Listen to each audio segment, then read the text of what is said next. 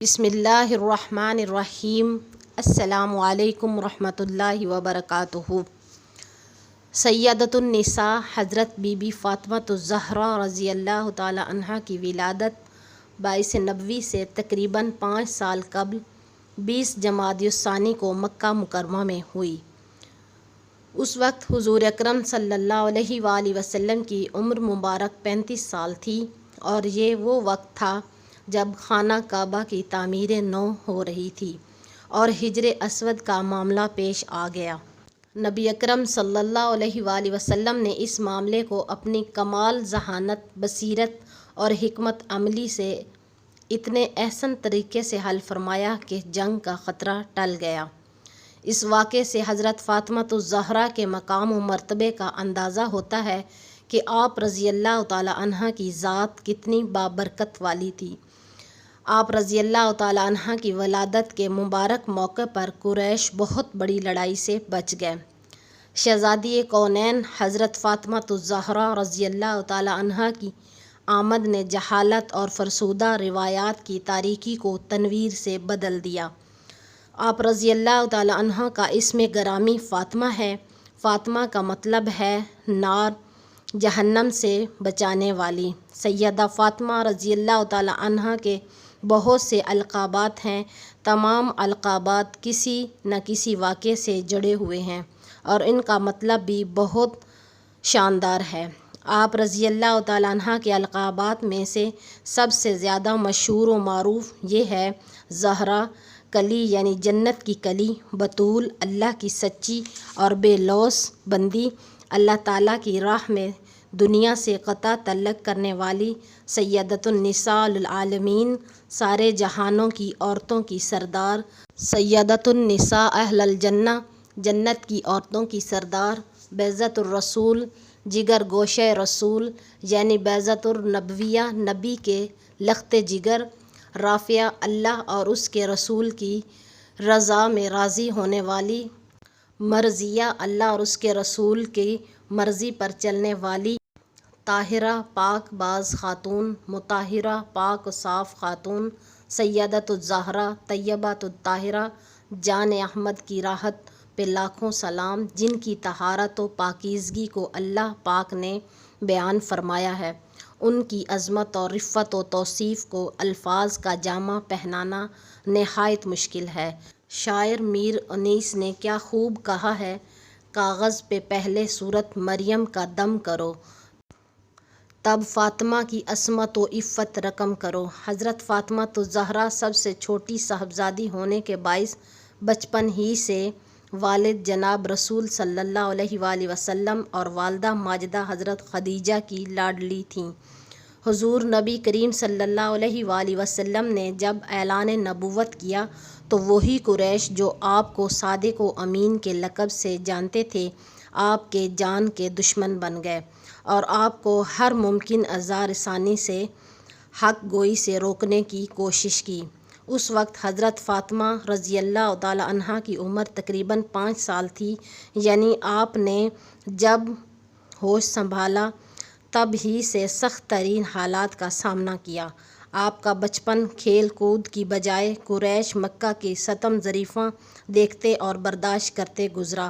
امام جلال الدین سوطی نے حضرت عبداللہ بن مسعود سے روایت نقل کی ہے: بائیس کے ابتدائی زمانے میں ایک دن ابو جہل نے سیدہ فاطمہ الزہرا کو کسی بات پر تھپڑ مار دیا۔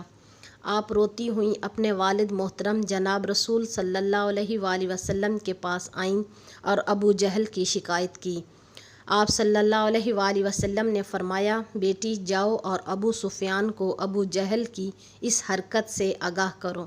حضرت فاطمہ الزہرا رضی اللہ تعالی عنہا ابو سفیان کے پاس گئیں اور سارا واقعہ سنایا۔ ابو سفیان نے سیدہ فاطمہ سے فرمایا: جس طرح اس نے تمہارے چہرے پر تھپڑ مارا، تم بھی اس کے چہرے پر تھپڑ مارو۔ چنانچہ حضرت فاطمہ نے ابو جہل کے منہ پر تھپڑ مارا اور پھر گھر جا کر یہ بات رسول اکرم کو بتلائی۔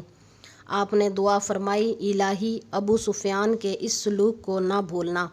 علماء کرام فرماتے ہیں کہ یہ حضرت فاطمہ کی نسبت سے کی گئی اس دعا کا نتیجہ تھا کہ حضرت ابو سفیان فتح مکہ کے موقع پر مشرف با اسلام ہوئے۔ 6 ہجری رمضان میں حضرت علی کرام اللہ وجہہ سے نکاح ہوا اور نکاح سے 7 ماہ اور 15 دن بعد رخصتی ہوئی۔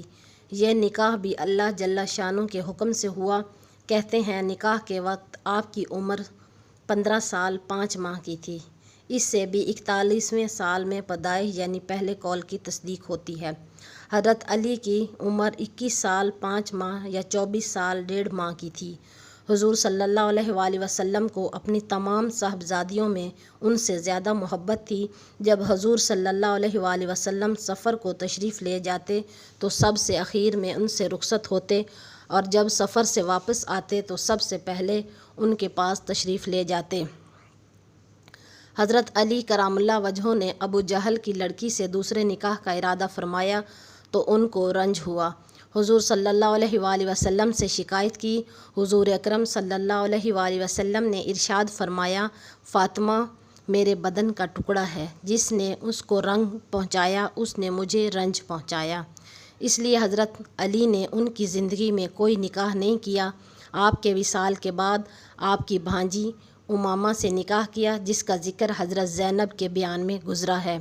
نبی اکرم صلی اللہ علیہ وآلہ وسلم کے وصال کے 6 مہینے بعد حضرت فاطمہ رضی اللہ تعالی عنہا بیمار ہوئیں، اور ایک روز خاتمہ سے فرمایا، میں غسل کروں گی، پانی رکھ دو۔ غسل فرمایا، نئے کپڑے پہنے، پھر فرمایا میرا بستر کمرہ کے بیچ میں رکھ دو۔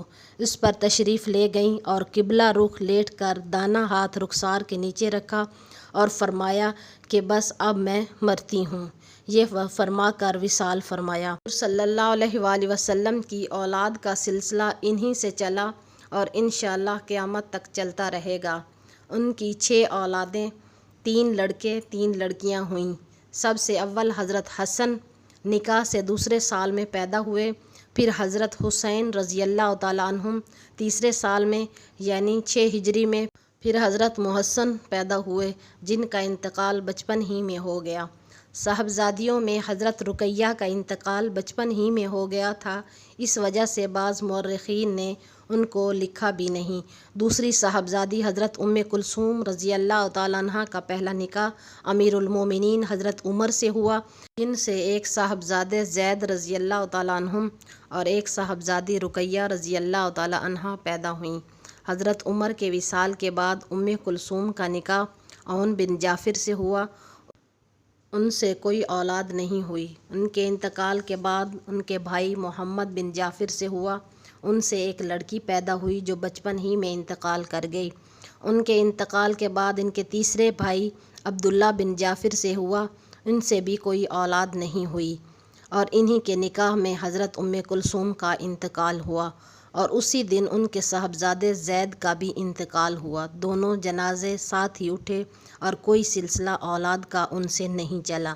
یہ تینوں بھائی وہی عبداللہ، عون اور محمد ہیں جن کا قصہ پہلے گزر چکا ہے۔